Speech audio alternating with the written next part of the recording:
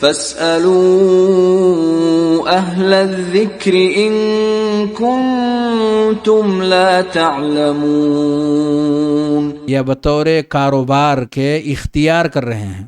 دونوں شکلیں ہیں، نوکری کی بھی جیسے بینک کے اندر نوکری کرنا، کاروبار کی جیسے کہ انسان لون لے کر کے کاروبار کر رہا ہے، یا اسی طرح کے بہت سارا غلط کاروبار کا سسٹم ہے. تو بطور نوکری کے یا بطور کاروبار کے، تجارت کے، وہ شخص کچھ اپنے گھر کو چلانے کے لیے کر رہا ہے، تو گھر کے بقیہ افراد بھی کیا اس شخص کی طرح سے گنہگار ہوں گے؟ کیونکہ وہ سارے کے سارے اس کی کمائی کو فالو کرتے ہیں اور اسی سے گھر کے اخراجات کو چلاتے ہیں. کھانے پینے کا سسٹم اسی سے چل رہا ہے، پورے گھر کا نظام اسی پر قائم ہے. تو کیا سارے لوگ گنہگار ہوں گے یا صرف کمانے والا شخص گنہگار ہوگا؟ یہی سوال ہے. گنہگار کون ہوں گے اور پھر اسے کرنا کیا چاہیے؟ آپ لوگ کیا سمجھتے ہیں کون کون گنہگار ہوگا؟ سب گنہگار ہوں گے یا کچھ لوگ ہوں گے کچھ نہیں ہوں گے؟ جی کچھ یہ کوئی ایسا معاملہ نہیں ہے کہ جو کسی ایک کے ساتھ خاص ہو. بہت سارے لوگوں کے بیچ میں اس طرح کا سسٹم آتا ہے. آج کے اس دور کے اندر خاص طور سے تقریباً یہ معاملہ عام ہو چکا ہے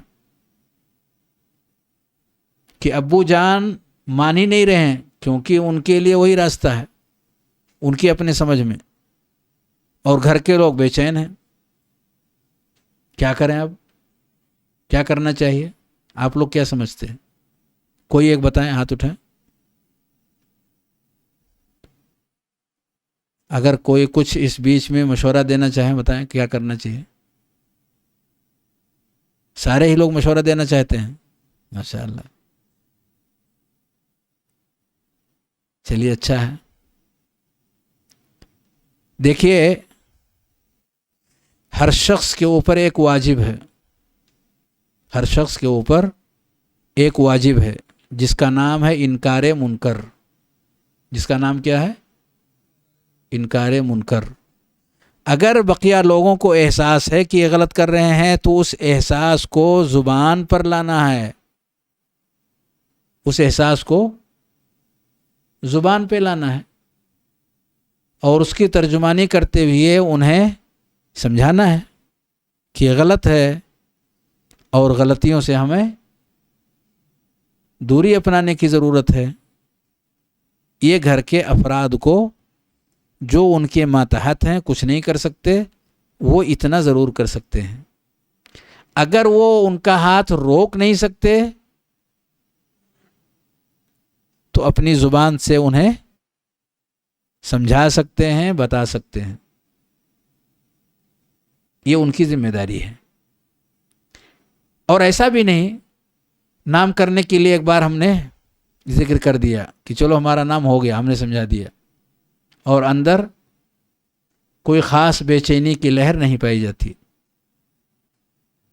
جو ہمارے بس میں ہے وہ ہمیں سب کچھ کرنا چاہیے، کیونکہ ہم جانتے ہیں کہ یہ حرام ہے، اور یہ جان لینے کے بعد کہ یہ حرام ہے ہم کیا کچھ کر سکتے ہیں، ہمارے بس میں کیا ہے، اس کے لیے ہمیں حکمت کے ساتھ آگے بڑھنا چاہیے.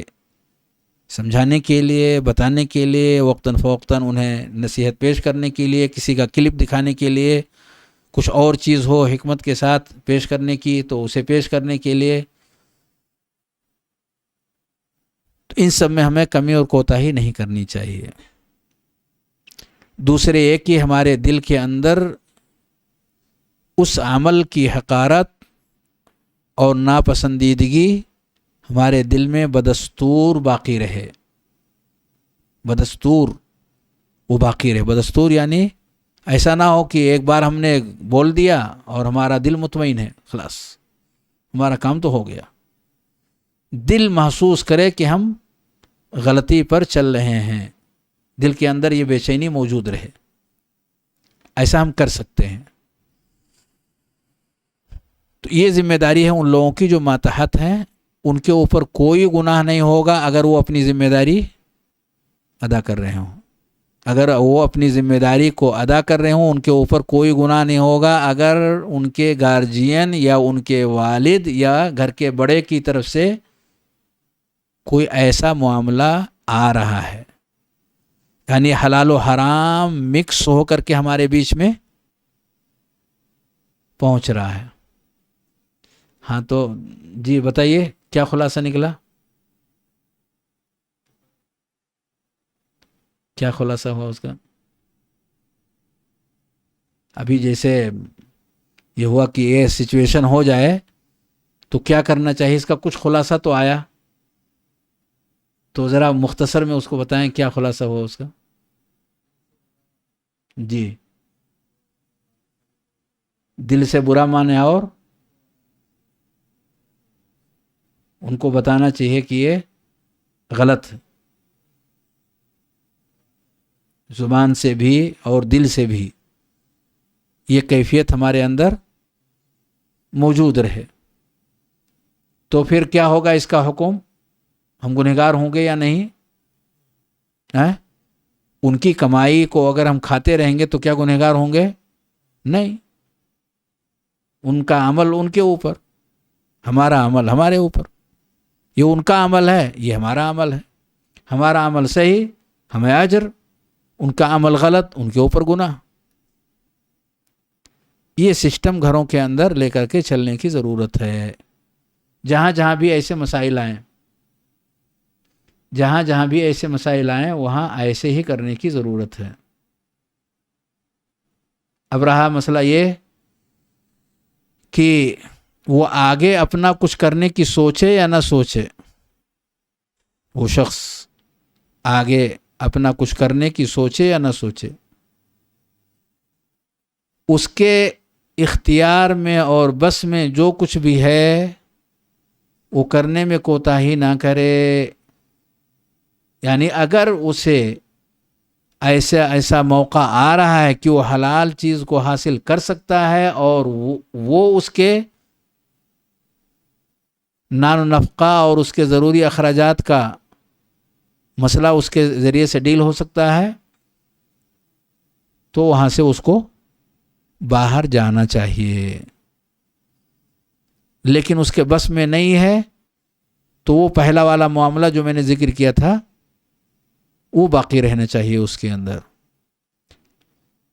اور اگر یہ دوسرا والا معاملہ اس کی زندگی میں آتا ہے، یعنی وہ گھر کے سسٹم سے باہر نکل کر حلال اور جائز طریقے سے کچھ چیزیں اگر وہ حاصل کر سکتا ہے، اس کے امکان اور بس میں ہے، تو یہ چیز اس کے ذمے میں آ جاتی ہے جو آگے بڑھ کر اسے کرنا ہے.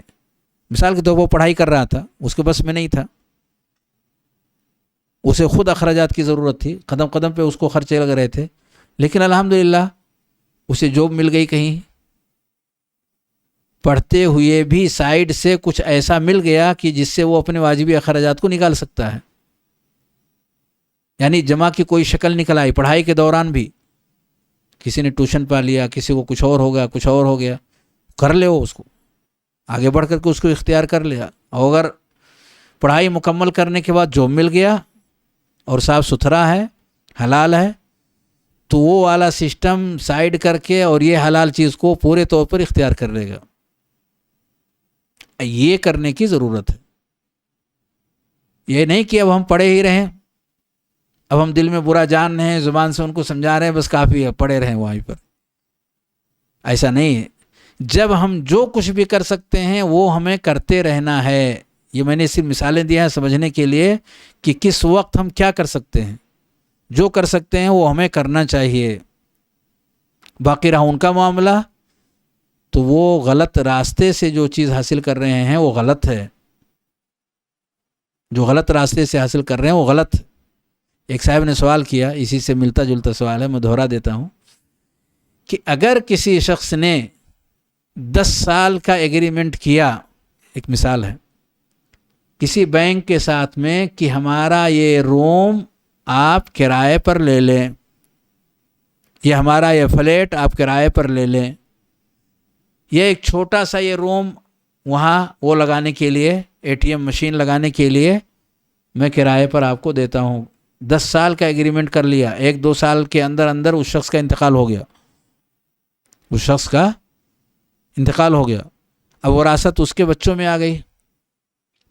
تو اب یہ مسئلہ کہ وہ اس روم کو جو کرائے پر 10 سال کے لیے دینے کا ایگریمنٹ کر چکا ہے اس کو کینسل نہیں کر سکتا, ایسا لوگ کہتے ہیں, کینسل نہیں کر سکتے, تو کیا وہ باقی 8 سال پائے جانے والے جو کرائے ہیں ان کو کیا کرے گا وہ شخص؟ کیونکہ حلال تو ہے نہیں, جائز تو ہے نہیں, کیا کرے گا وہ شخص؟ اس کو وہ شخص کیا کرے گا؟ جائز راستے سے وہ پیسے نہیں آ رہے ہیں تو وہ اس کو حرام چیزوں کی فہرست میں رکھے گا. جو بھی کرائے اس سے ملتے رہیں گے وہ حرام کی فہرست میں رکھے گا. کینسل کرنے کا کوئی راستہ ہوگا اس کو اختیار کر لے گا, اور نہیں تو حرام چیزوں کی فہرست میں رکھتے ہوئے وہ شخص اس سے چھٹکارا حاصل کرنے کی کوشش کرے گا. تو ایسا نہیں ہے کہ اس کو وہ اپنی زندگی کا حصہ بنا لے. جو غلط راستے سے چیزیں آ رہی ہیں ان چیزوں کو آدمی دامن پھیلا کر کے اور سمیٹ لے. غلط کو غلط ہی رہنے دیں, حرام کو حرام ہی رہنے دیں, حلال پر اکتفا کریں, اسی پر اکتفا کریں, اسے اپنی زندگی کا محور بنائیں. یہ کرنے کی ضرورت ہے. تو حرام جوب ہیں, ایک میں گناہ زیادہ ہے اور دوسرے میں گناہ کم ہے. تو کیا چھوٹے یعنی کم حرام والے, کم درجے کے حرام والے جوب کو اختیار کر سکتا ہے؟ وہ جو بھی جوب اختیار کرے گا اگر وہ حرام ہے تو اس سے جو بھی چیز اسے حاصل ہوگی وہ حرام ہی ہوگی. اس جوب سے جو چیزیں اسے ملیں گی وہ کیا ہوں گی؟ حرام ہوں گی. اور حرام کو بطور غذا کے آدمی نہیں اختیار کرے گا, حرام کو بطور غذا کے اس استعمال نہیں کرے گا. ایک شکل میں حرام کو لے سکتا ہے. کیا ہے شکل وہ؟ جان جانے کا اندیشہ ہو. قرآن میں اللہ رب العالمین نے اس کا تذکرہ کیا ہے کہ اگر مردہ ہے اور جان جانے کا اندیشہ ہے تو مردہ میں سے اتنا کھا لو جس سے جان بچ جائے. تو جان بچانے کے لیے ایسا کر سکتے ہیں. حرام کو کب کھا سکتے ہیں؟ جب جان جانے کا اندیشہ ہو. اگر جان نہیں جا رہی ہے تو حرام نہ کھائیں. اگر جان بچی ہوئی ہے, نقصان ہو رہا ہے, صرف نقصان پہ تکلیف تو ہوتی ہے, اس کو برداشت کرنا ہوگا. اس پہ تکلیف ہوتی ہے, اس کو برداشت کرنا ہے. اگر جان محفوظ ہے, مال کا نقصان ہو رہا ہے تو اس کو برداشت کر لینا چاہیے. لیکن حرام کو یوز کب کریں گے؟ جب جان جانے کا اندیشہ ہو. اس سے پہلے نہیں. اس سے پہلے حرام نہیں, صرف حلال پر اکتفا کیا جائے. ایک سوال ہے کہ اگر حرام سے حاصل شدہ اگر کوئی پراپرٹی ہے اور بطور وراثت کے وہ ہم کو حاصل ہو رہی ہے تو اسے کیا کریں؟ دونوں طرح کی باتیں یہاں اہل علم کی طرف سے کہی گئی ہیں. کچھ لوگوں نے کہا کہ وراثت ایک ایسا ذریعہ ہے جسے شریعت نے حلال کہا ہے, تو وراثت کے راستے سے جو چیز آتی ہے وہ حلال ہوتی ہے. کچھ لوگوں نے یہ کہا ہے. اور کچھ لوگ کہتے ہیں وہ حرام حرام ہی ہے, ان کے پاس تھا تب بھی حرام, آپ کے پاس آیا تب بھی وہ چینج ہوا ہی نہیں کچھ. ہمیں معلوم ہے کہ غلط راستے سے انہوں نے حاصل کیا, مثال کے چوری سے حاصل کیا, تو ان کے پاس ہے تب بھی, ہمارے پاس آیا تب بھی کچھ چینج ہوا نہیں جس کے بنیاد پر اس کو ہم حکم الگ کر دیں. سود کا مال تب بھی تھا اب بھی وہ سود ہی ہے, کچھ چینج ہوا نہیں کہ اس کو چینجنگ والا کوئی حکم بتایا جائے کہ بھئی اب چینج ہو چکا ہے.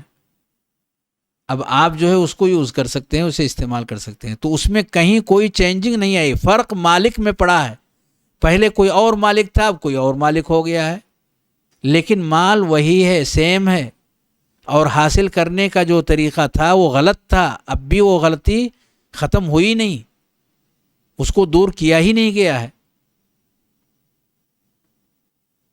اس بنیاد پر وراثت کی وجہ سے وہ حاصل کیا ہوا مال وہ حلال نہیں ہوگا، اسے حرام کا جو مصرف ہے اسی کے اندر صرف کرنا ہوگا۔